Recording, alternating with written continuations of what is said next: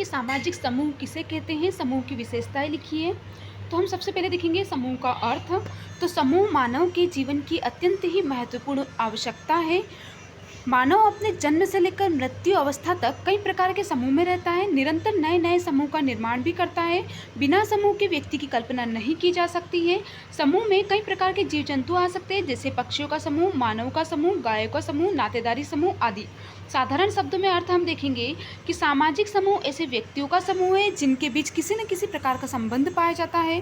सामाजिक समूह की हम परिभाषा देखेंगे तो आगबर्न तथा निम्नकाफ के अनुसार जब दो या दो से अधिक व्यक्ति एक साथ मिलकर रहे और एक दूसरे पर प्रभाव डालने लगे, तब हम कह सकते हैं कि उन्होंने समूह का निर्माण कर लिया है।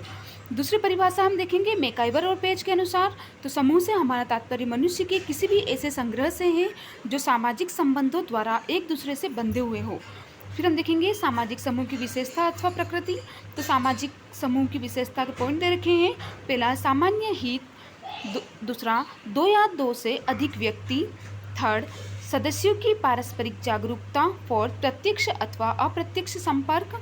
5, अनिश्चित आकार। 6, मनुष्यों का संग्रह। 7, सामाजिक संबंध। 8, एकता की भावना। 9, सदस्यों का पारस्परिक आदान प्रदान। 10, समूह की सदस्यता ऐच्छिक होती है। 11, ऐच्छिक सदस्यता। 12, नियंत्रण की व्यवस्था।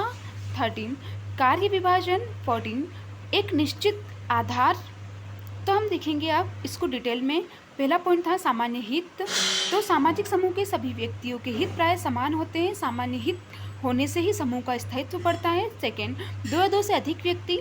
तो समूह का निर्माण दो या दो से अधिक व्यक्ति मिलकर ही करते हैं, कोई एक व्यक्ति किसी समूह का निर्माण नहीं कर सकता है। थर्ड नंबर, सदस्यों की पारस्परिक जागरूकता। तो सामाजिक समूह के प्रत्येक सदस्य को अन्य सदस्यों अथवा अपने समूह के प्रति जागरूक होना चाहिए। पारस्परिक जागरूकता से सामाजिक संबंध विकसित होते हैं। फोर्थ नंबर, प्रत्यक्ष अथवा अप्रत्यक्ष संपर्क। तो समूह के सभी सदस्यों के प्रत्यक्ष संपर्क होना आवश्यक नहीं है। छोटे समूह में तो प्रत्यक्ष संपर्क संभव है, जैसे परिवार, खेल समूह आदि, जबकि बड़े समूह में अप्रत्यक्ष संपर्क पाया जाता है, जैसे जाति समूह, वर्ग समूह आदि। 5 नंबर, निश्चित आकार। सामाजिक समूह का कोई निश्चित आकार नहीं होता है। इसका निर्माण 2-3 व्यक्तियों को लेकर हजारों लाखों व्यक्तियों तक से हो सकता है। वर्तमान युग में जैसे जैसे व्यक्तियों के संबंध का दायरा बढ़ता जा रहा है, सामाजिक समूह के आकार में भी वृद्धि होने लगी है। 6 नंबर, मनुष्यों का संग्रह। तो सामाजिक समूह की सबसे प्रथम विशेषता यह है कि इसमें मनुष्य का संग्रह होना आवश्यक है। सामाजिक समूह के निर्माण के लिए कम से कम 2 मनुष्यों का संग्रह होना आवश्यक है। केवल एक व्यक्ति की उपस्थिति को समूह नहीं कहा जा सकता है।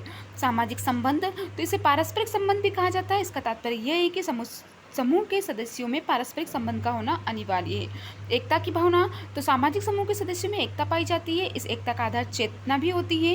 ये चेतना 2 प्रकार की होती है, चेतन एकता और अचेतन एकता। सदस्यों का पारस्परिक आदान प्रदान, तो सामाजिक समूह के अंतर्गत समूह के सभी सदस्यों के मध्य आदान प्रदान होना भी आवश्यक होता है। समूह की सदस्यता ऐच्छिक होती है, यानी कि सामान्य रूप से स्वीकार किया जाता है कि मनुष्य स्वभाव से ही समूह प्रवृत्ति का होता है, तथा अनिवार्य रूप से विभिन्न समूहों का सदस्य होता है और उसे समूह के साथ रहना अच्छा लगता है। ऐच्छिक सदस्यता, अधिकांश सामाजिक समूह की सदस्यता ऐच्छिक होती है। अगला पॉइंट, नियंत्रण की व्यवस्था। तो प्रत्येक समूह सदस्यों के व्यवहारों को नियंत्रित करने के लिए औपचारिक या अनौपचारिक नियंत्रण के साधनों को अपनाता है। कार्यों का विभाजन, तो समूह के निर्माण में कोई न कोई उद्देश्य अवश्य होता है। इस उद्देश्य की प्राप्ति हेतु समूह के सदस्यों के बीच कार्य विभाजन किया जाता है। एक निश्चित आधार, तो यह मौलिक प्रश्न पैदा होता है कि समूह का निर्माण किस आधार पर होता है। तो प्रत्येक समूह के निर्माण में मूल में कुछ निश्चित आधार होते हैं। उदाहरण के लिए आधार है रक्त संबंध, शारीरिक और मानसिक समानताएं, आवश्यकता, संख्या आदि।